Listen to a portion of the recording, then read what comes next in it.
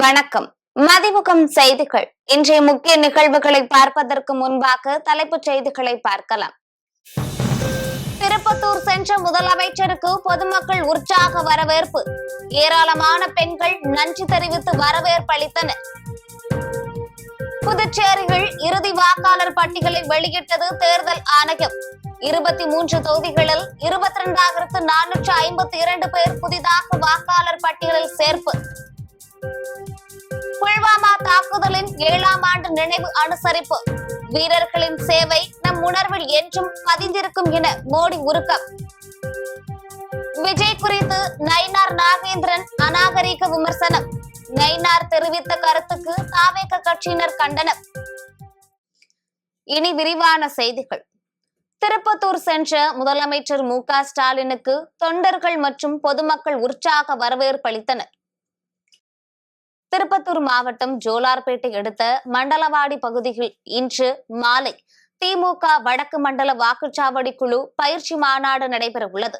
இதற்காக சென்னையில் இன்று காலை ரயில் மூலம் முதலமைச்சர் மு.க. ஸ்டாலின் திருப்பத்தூர் புறப்பட்டார். அவருக்கு அரக்கோணம் ரயில் நிலையத்தில் ஏராளமான திமுக தொண்டர்கள் காத்திருந்து உற்சாக வரவேற்பு அளித்தனர்.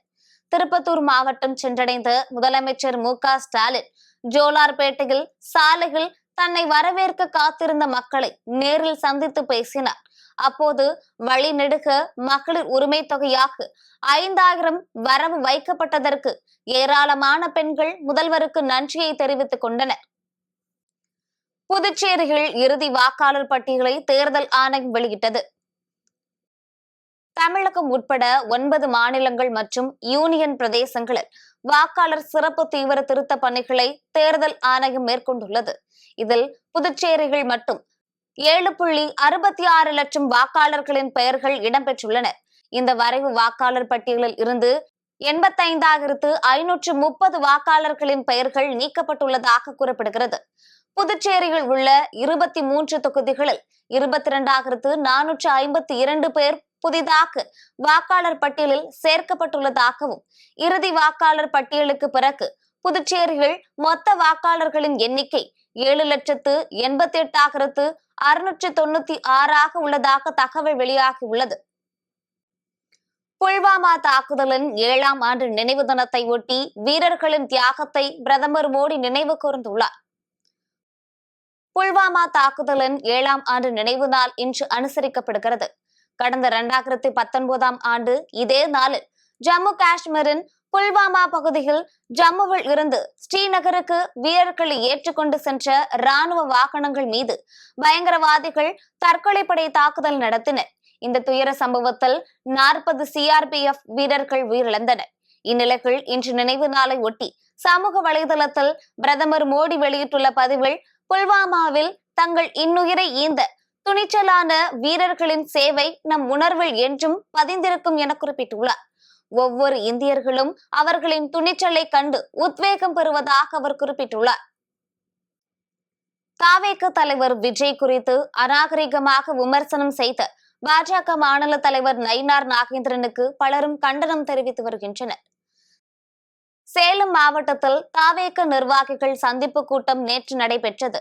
நிகழ்ச்சியில் பேசிய விஜய், அண்ணா தொடங்கிய கட்சியை மு.க. ஸ்டாலின் வைத்துள்ளார், அதிமுக தொடங்கிய கட்சியை எடப்பாடி பழனிசாமி வைத்துள்ளார் என கூறினார். இது தொடர்பாக பேசிய தமிழக பாஜக தலைவர் நயினார் நாகேந்திரனிடம் முதலில் த்ரிஷாவிடம் இருந்து வெளியே வரணும் என்பது போன்ற குற்றச்சாட்டுகளை முன்வைத்தார். இந்த பேச்சுக்கு தாவேகாவினர் கடும் கண்டனம் தெரிவித்து வருகின்றனர். அந்த வகையில் தாவேகா பரப்புரை செயலாளர் நாஞ்சில் சம்பத் வெளியிட்டுள்ள எக்ஸ் பதிவில், வரம்பு மீறி விமர்சனம் செய்தால் தமிழக பெண்கள் திருப்பி தரப்போகும் பதிலடிகளுக்கு பதில் சொல்ல முடியாது என எச்சரித்துள்ளார். பொதுவெளியில் அரசியல் நாகரிகம் இல்லாமல் நயினார் நாகேந்திரன் பேசி வருவதாக தாவேக நிர்வாகி நிர்மல்குமார் கண்டனம் தெரிவித்துள்ளார். அதேபோல் தமிழச்சி தங்கபாண்டியன் உள்ளிட்ட பலரும் கண்டனம் தெரிவித்துள்ளனர். ஓட்டுநர் நடத்துனர்களை நியமிப்பதற்கான போட்டித் தேர்வு முடிவுகளை வெளியிட வேண்டும் என அன்புமணி வலியுறுத்தியுள்ளார்.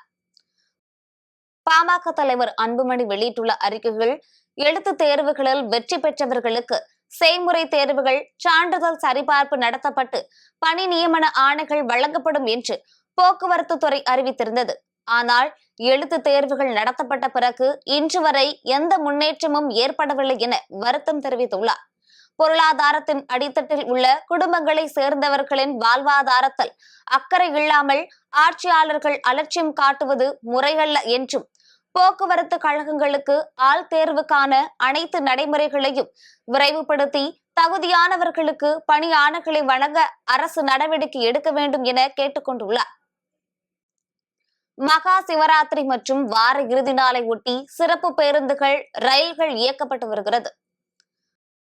மகா சிவராத்திரி மற்றும் வார இறுதி தினங்களை முன்னிட்டு 1360 சிறப்பு பேருந்துகள் இயக்கப்படும் என தமிழ்நாடு அரசு விரைவு போக்குவரத்து கழகம் தெரிவித்துள்ளது.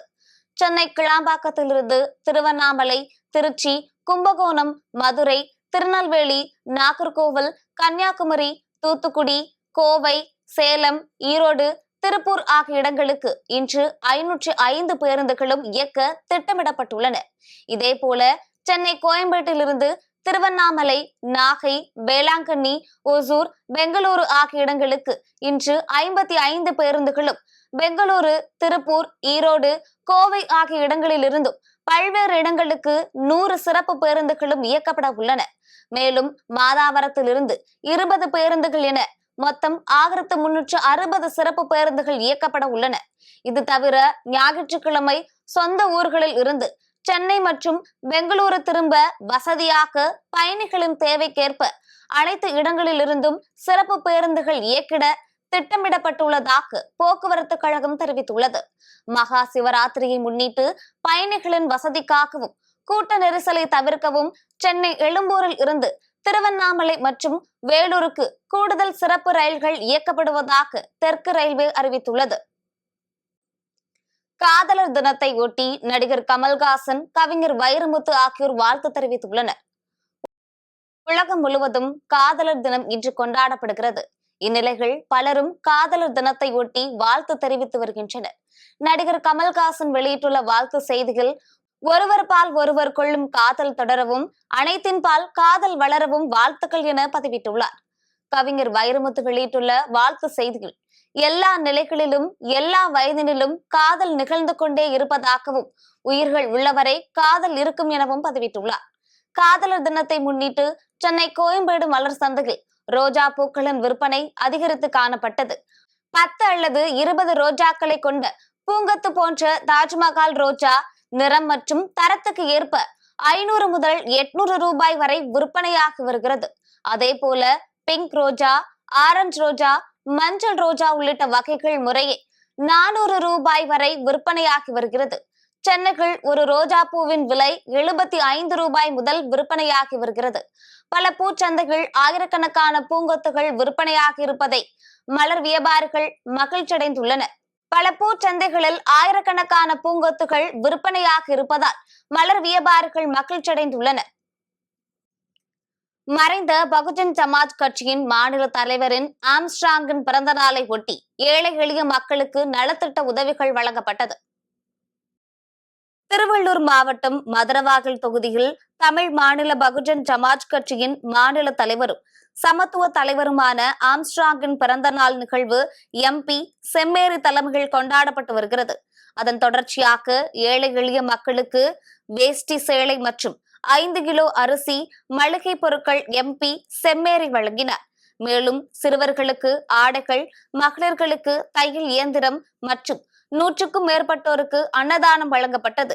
இந்நிகழ்வில் மேட்டுக்குப்பம் ஆகாஷ் உள்ளிட்ட பலர் கலந்து கொண்டனர். மகளிர் உரிமை தொகை 5000 ரூபாய் வழங்கியதில் எடப்பாடி பழனிசாமி வயிற்றெரிச்சலில் உள்ளதாக அமைச்சர் SS சிவசங்கர் விமர்சித்துள்ளார்.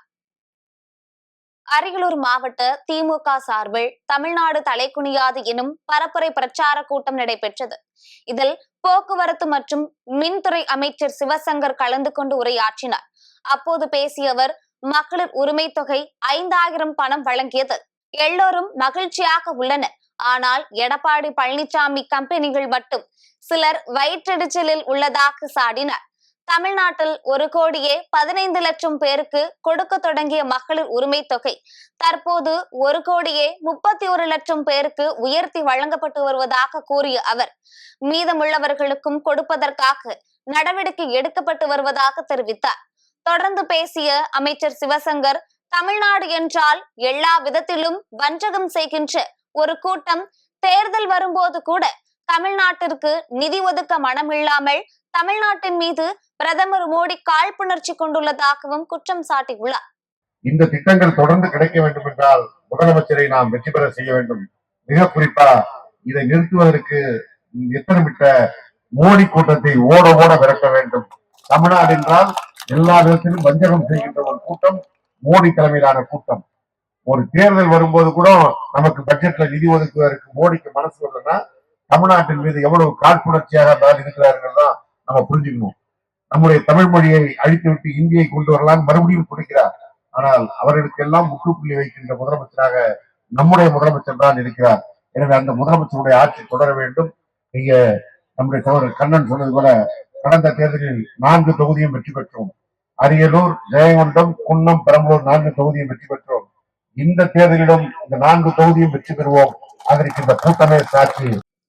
கடலூர் மாவட்டம் சிதம்பரத்தில் மகா சிவராத்திரியை முன்னிட்டு 45ஆம் ஆண்டு நாட்டிய அஞ்சலி விழா வெகு சிறப்பாக நடைபெற்றது.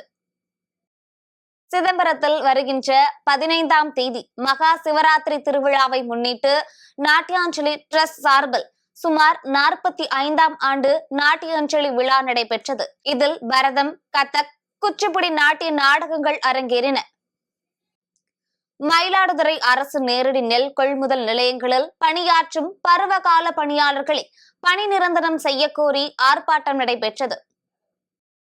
அரசு நேரடி நெல் கொள்முதல் நிலையங்களில் 2014ஆம் ஆண்டு முதல் பணியாற்றும் பருவகால பணியாளர்களை பணி நிரந்தரம் செய்ய கோரி மயிலாடுதுறை மாவட்ட ஆட்சியரகம் முன்பு டிஎன்சிஎஸ்சி ஒர்க்கர்ஸ் வாய்ஸ் சங்கத்தின் சார்பில் ஆர்ப்பாட்டம் நடைபெற்றது. அப்போது அரசு நேரடி நெல் கொள்முதல் நிலையங்களில் கடந்த 2014ஆம் ஆண்டு முதல் பணியாற்றும் பணியாளர்களை நிரந்தரமாக்க வேண்டும், வழக்கினை காரணம் காட்டி தாமதப்படுத்தக்கூடாது, முத்தரப்பு ஒப்பந்தத்தை ரத்து செய்யக்கூடாது என வலியுறுத்தப்பட்டது. பணியாளர்களை நிரந்தரமாக்க தாமதப்படுத்தினால் பணியாளர்கள் மற்றும் அவரது குடும்பத்தினர் தங்களது தேர்தல் அடையாள அட்டைகளை அரசிடமே ஒப்படைக்க உள்ளதாக போராட்டத்தில் ஈடுபட்டவர்கள் தெரிவித்தனர். இந்த ஆர்ப்பாட்டத்தில் நேரடி நெல் கொள்முதல் நிலையங்களில் பணிபுரியும் பருவகால ஊழியர்கள் பலர் கலந்து கொண்டனர். நுகர்வோர் வாணிப கழகத்திலே 13 ஆண்டுகளாக பணியாற்றிக் கொண்டிருக்கின்ற பருவகால பணியாளர்கள் இன்றைக்கு போராட்ட களத்தில் இறங்கி இருக்கிறார்கள். ஒன்றிய அரசு கொள்முதலுக்கான பணத்தை தருவது, மானியத்தை தருவது என்ற காரணத்தை வைத்துக் கொண்டு கொள்முதலை தனியார் இடத்துல ஒப்படைப்பதற்கு முயற்சியை தமிழக அரசு மேற்கொண்டிருக்கிறது. அப்படி நெல் கொள்முதல் தனியாரிடம் ஒப்படைக்கப்பட்டால் தமிழகம் முழுவதும் உள்ள விவசாயிகள் பாதிக்கப்படுவார்கள், மக்கள் பாதிக்கப்படுவார்கள். இதை தடுப்பதற்காக இந்த போராட்டம் நடந்து கொண்டிருக்கிறது. இந்த சங்கம் ஏறக்குறைய 1991ஆம் ஆண்டே நிர்வாகத்தோடு ஒரு ஒப்பந்தம் செய்திருக்கிறது. அந்த ஒப்பந்தத்திலே இந்த பருவகால பணியாளர்களை முன்னுரிமை கொடுத்து நிரந்தரப்படுத்த வேண்டும் என்று கூறப்பட்டிருக்கிறது. அதை இன்றைக்கு மாற்ற வேண்டும் என்ற முயற்சியிலே உணவமைச்சர் இறங்கி இருக்கிறார். இதையெல்லாம் தடுப்பதற்காகவும் மக்களிடத்தில் நியாயம் கேட்பதற்காகவும் இந்த போராட்டம் என்பது நடந்து கொண்டிருக்கிறது. மயிலாடுதுறையில் இருந்து சமயபுரம் மாரியம்மன் கோவிலுக்கு 300க்கும் மேற்பட்ட பக்தர்கள் பாத யாத்திரையாக புறப்பட்டு சென்றனர்.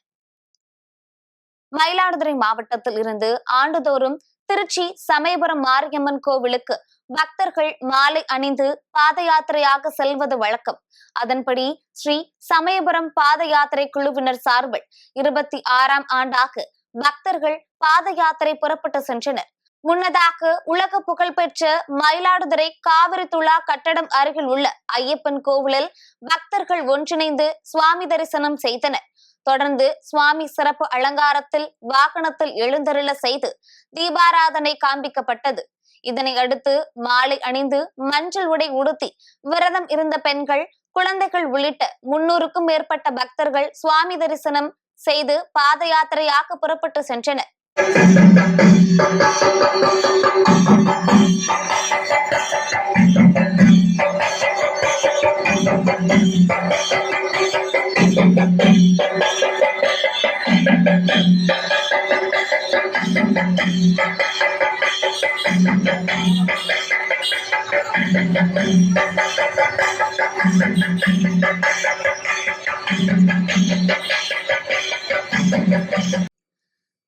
மாநகர காவல்துறை சார்பில் போதைப் பொருட்களால் ஏற்படும் விளைவுகள் குறித்து பொதுமக்களுக்கு விழிப்புணர்வு நிகழ்வு நடைபெற்றது. போதைப் பொருட்கள் இல்லாத தமிழகமாக மாற்றுவதற்கு தமிழக அரசின் சார்பில் பல்வேறு விழிப்புணர்வு நிகழ்ச்சிகளை நடத்தி வருகின்றனர். இந்நிலையில் திருப்பூர் மாநகர காவல் ஆணையர் ராஜேந்திரன் உத்தரவின் பேரில் நல்லூர் காவல் சரகத்தின் சார்பில் போதைப் பொருட்களினால் ஏற்படும் பின் விளைவுகள் குறித்து விழிப்புணர்வு நாடக நிகழ்ச்சி நடைபெற்றது. இந்நிகழ்ச்சியில் போதைப் பொருட்களால் ஏற்படும் பின் விளைவுகள் குறித்தும் பெண்களுக்கு ஏற்படும் தீமைகள் குறித்தும் ஈரோடு மரபு நாடக குழுவினர் யமதர்மன் மற்றும் சித்திரகுப்தர் வேடமணிந்து நூதன முறையில் பொதுமக்களுக்கு விழிப்புணர்வு நாடகத்தை நடத்தி காட்டினர். தொடர்ந்து காவல்துறை சார்பில் வெளியிட்டுள்ள ட்ரக் ஃப்ரீ தமிழ்நாடு என்ற இணையதள செயலியை பொதுமக்களுக்கு அறிமுகம் செய்தனர். இதில் நல்லூர் சரக காவல் ஆய்வாளர் ஜெகநாதன் மற்றும் காவலர்களும் கல்லூரி மாணவ மாணவிகளும் கலந்து கொண்டனர். எடப்பாடி பழனிசாமியின் 5000 ரூபாய் மகளிர் உரிமை தொகை குறித்த விமர்சனத்திற்கு சட்டமன்றத்தில் பதிலளிப்பேன் என்று அமைச்சர் ஏவாவேலு பதிலளித்துள்ளார். திருப்பத்தூர் மாவட்டம் ஜோலார்பேட்டை அடுத்த மண்டலவாடிகள் திமுக வடக்கு மண்டல வாக்குச்சாவடி குழு பயிற்சி மாநாடு நடைபெறவுள்ள நிலையில் அதற்கான இறுதிக்கட்ட ஏற்பாடுகளை பொதுப்பணித்துறை அமைச்சர் ஏவாவேலு ஆய்வு செய்தார்.